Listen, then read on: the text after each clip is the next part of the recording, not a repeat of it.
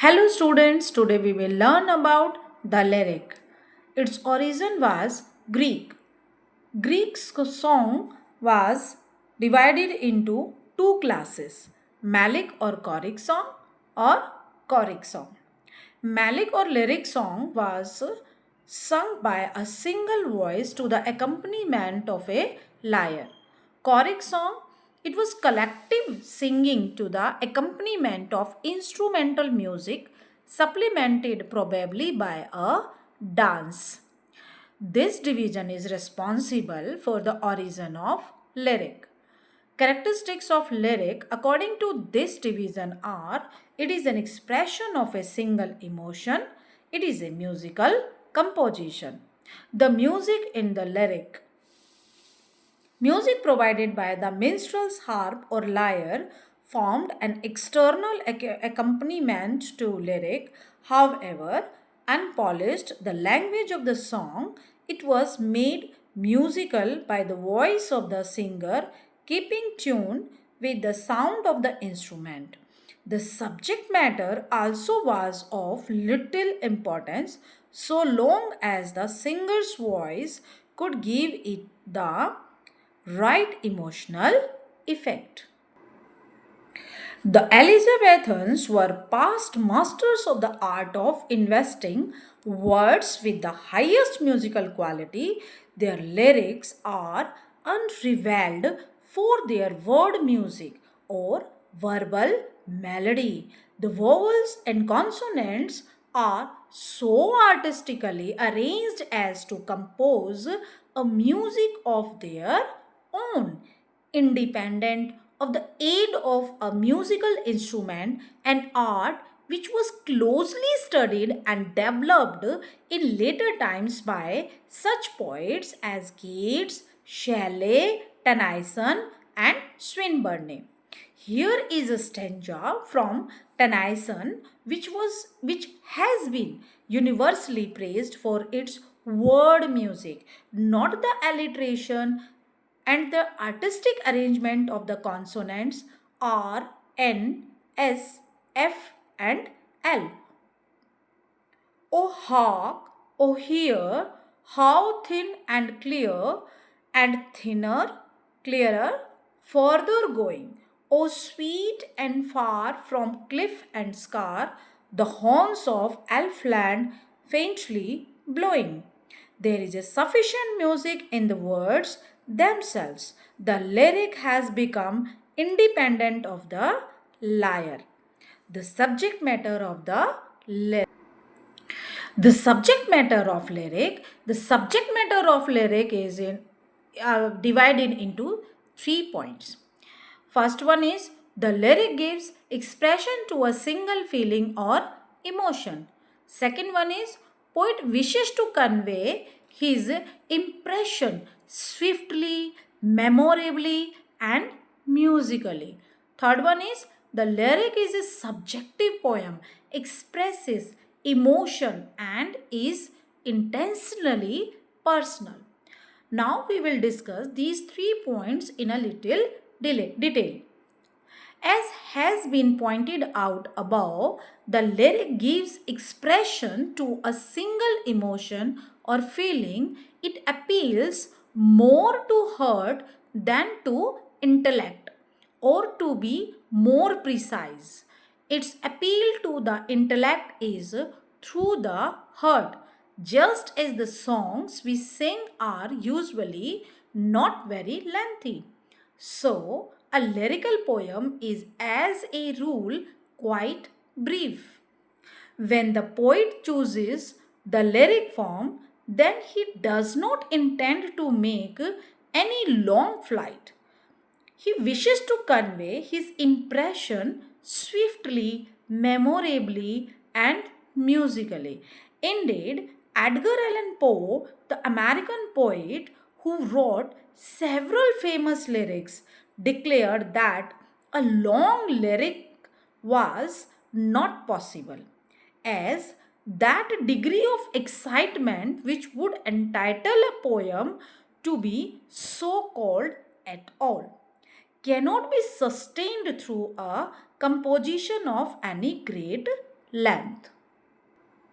Thus, the term lyric is usually understood to cover the song, the ode, the sonnet, and such poems as, in the definition given by Palgrave in the preface to his Golden Treasury, turn on some single thought, feeling, or situation.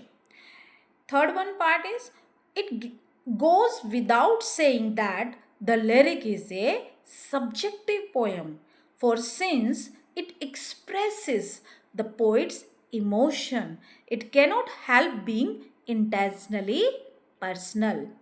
Now we will discuss about the structure of the lyric. The lyric can be divided into three distinct parts corresponding to the three moods when inspired by some emotions. First one is state of emotion. Second one is consists of the thoughts suggested by emotion. Third one is marks the poet's return to his initial mood, the mood of reason. First, the first part, which generally consists of the first few lines or at the most of the first stanza, states the emotion or the subject which has set the poet's imagination working. And Happel calls it the motive, literally cause of movement, here emotional movement, since it sets the ball rolling. The second part, which forms the bulk of the poem, consists of the thoughts suggested by the emotion. By this time, it is well advanced in intensity and therefore the expression reaches its highest pitch of eloquence or passion.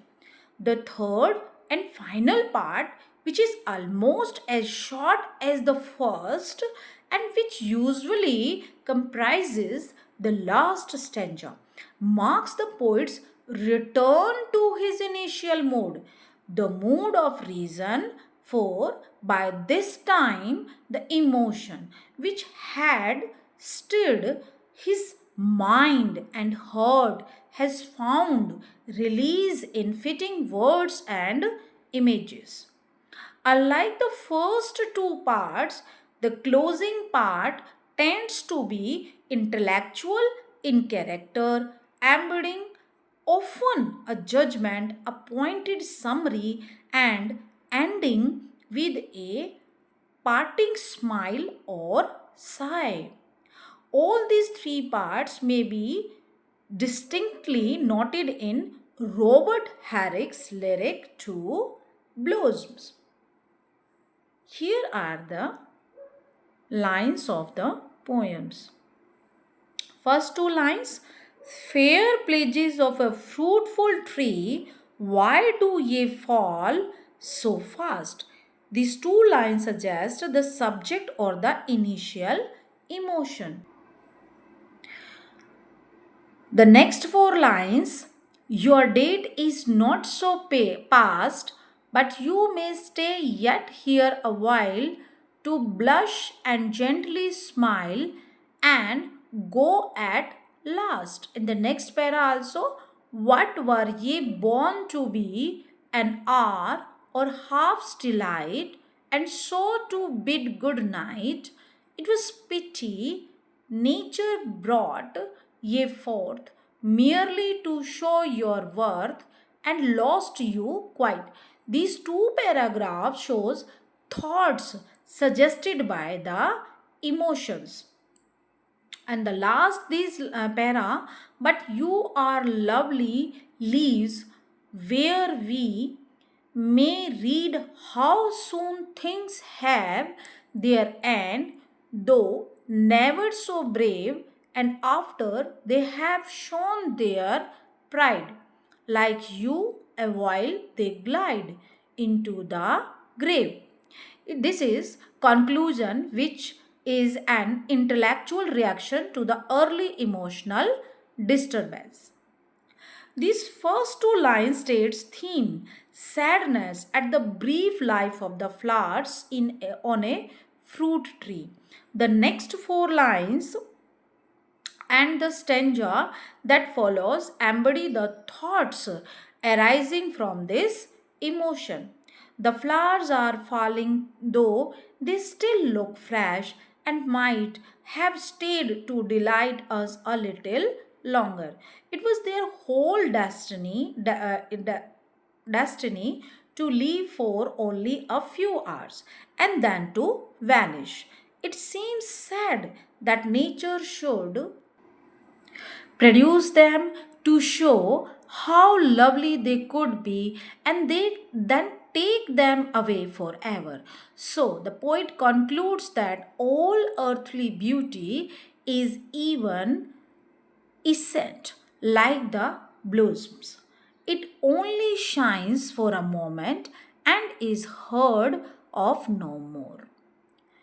In a nutshell, lyric is a short poem dealing with a single emotion. It is a musical poem, word music being an important element in its effect. It is a subjective poem expressing the varying moods of the author.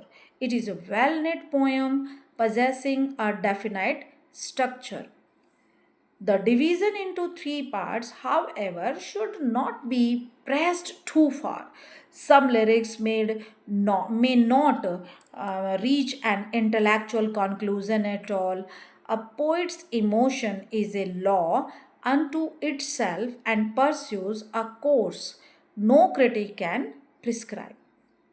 In England, lyric poem flourished in the Middle English period in such manuscripts collections as the Harley lyrics and attained exceptional sophistication in the songbooks and plays of the Elizabethan age. Then, among such early 17th century poets as John Donne, and Robert Herrick.